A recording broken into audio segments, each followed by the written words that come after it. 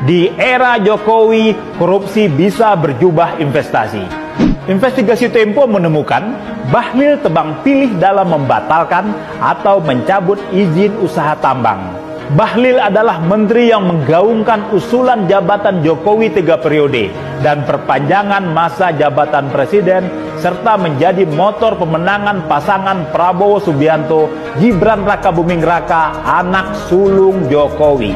Korupsi lewat penunjukan pejabat dan penerbitan regulasi pendukung menjadi praktik lazim dalam state capture corruption, istilah yang populer pada pertengahan tahun 1970-an. Berbeda dengan suap biasa, korupsi semacam ini dilegalisasi lewat peraturan. Kejahatan sistematis ini makin durjana karena dilakukan bersamaan dengan rencana melanggengkan kekuasaan Jokowi. Para aktornya pun itu-itu saja.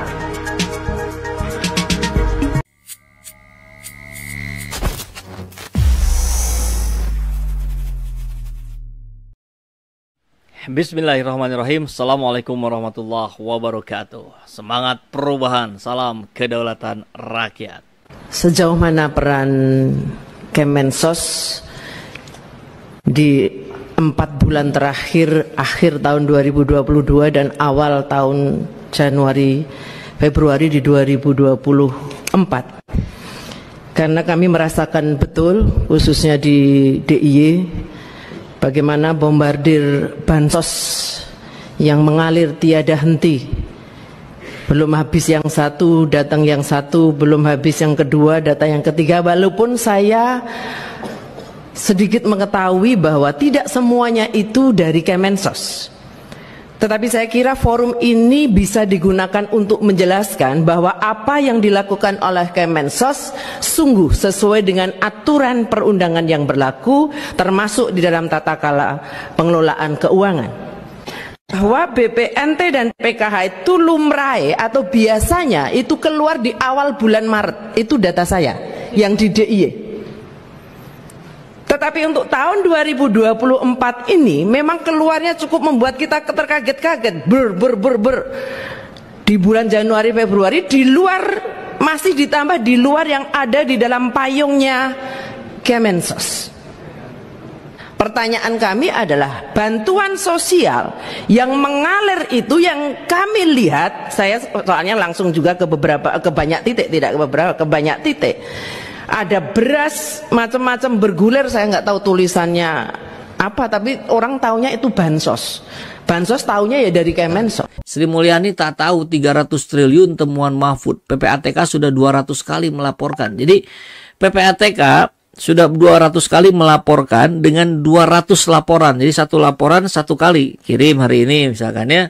Nah kemudian bulan depan kirim lagi satu. Nah ini nggak ada yang ditindaklanjuti.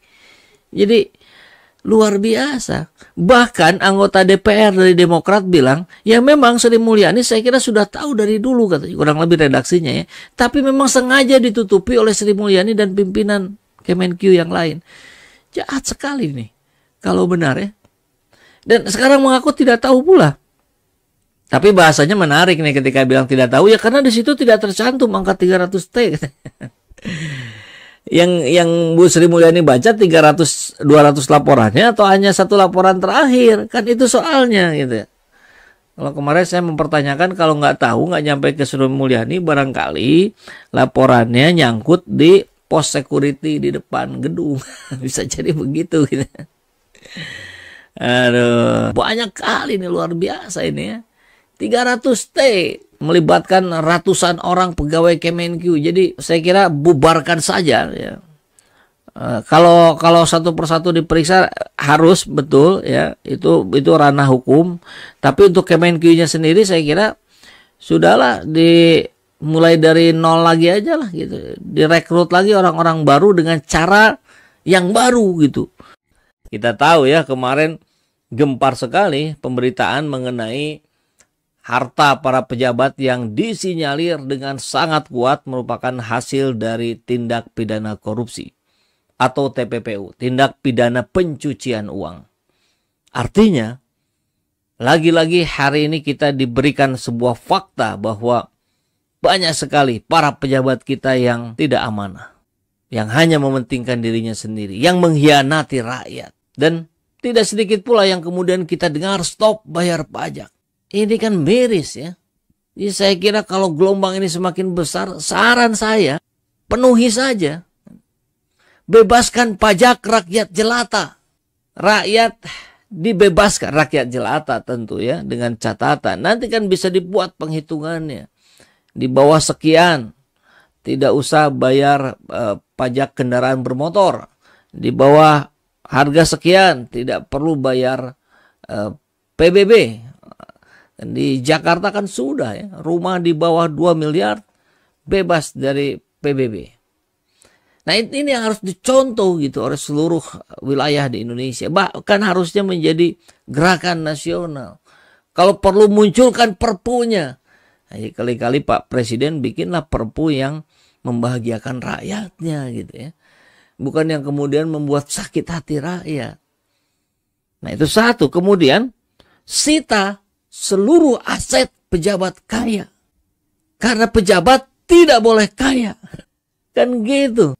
Kalau mau kaya jadilah pengusaha. Pejabat tuh nggak boleh kaya. Nah, tinggal dibuat nanti hitungannya yang disebut kaya itu bagaimana kan harus sesuai tadi biasa sudah kita bahas kemarin, sesuai dengan profilnya. Berapa harta maksimal yang bisa dia dapatkan. Pejabat nggak boleh nyambi sebagai pengusaha. Bagaimana dia bisa fokus mengerjakan tugasnya kalau dia nyambi sebagai pengusaha? Otaknya otak pengusaha nanti. Berpikirnya untung. Siapa yang pengusaha? Banyak sekali. Prabowo, pengusaha besar. Sandiaga Uno, luar biasa kekayaannya. Naik berlipat-lipat. Siapa lagi? Erick Thohir, LBP, dan banyak lagi yang lainnya. Nah, yang kemudian pejabat hartanya melewati batas, yang kita sebut sebagai pejabat kaya, sita seluruh asetnya. Jadikan itu harta negara. Karena mereka sudah mengkorupsi uang negara. Atau jadikan itu uang rakyat. Karena mereka sudah mengkorupsi uang rakyat. Bangun jalan-jalan segala macam dari situ. Nggak usah ngutang dari Cina. Ini kita lihat. Uang hantu kemarin yang ramai dibicarakan di video sebelumnya saya sudah bahas juga. 300 triliun. 300 triliun. Itu bisa membiayai berapa jalan tol, berapa jembatan, berapa pembangunan yang lain-lain. Atau bahkan untuk bayar hutang dulu deh. Terus dari mana nanti penggantinya? Dari pajak uang rakyat kecil itu yang dihapus. Ya genjot pariwisata. Genjot keuntungan BUMN. Jangan lagi ada rangkap jabatan. Kurangi gaji komisaris, gaji direksi. Kan bisa. Ini harusnya menjadi perhatian penuh kalau rezim Jokowi hari ini ingin husnul khotimah. Jangan sampai su'ul khotimah. Kalau su'ul khotimah yang begini dibiarin gitu. Jadi biar husnul khotimah, akhir yang baik. Ya buat gebrakan yang pro rakyat. Nah, kita coba simak.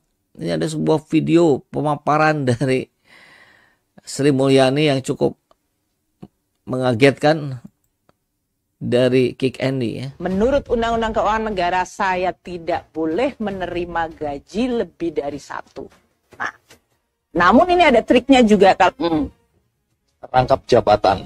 Oke. KPK mengatakan, hai, maksudnya baik nih KPK. Hai masyarakat, setelah kami melakukan investigasi, kalian nggak bisa berburuk sangka bahwa harta kekayaan pejabat-pejabat di Kementerian Keuangan atau jajarannya itu hasil korupsi. Nggak boleh.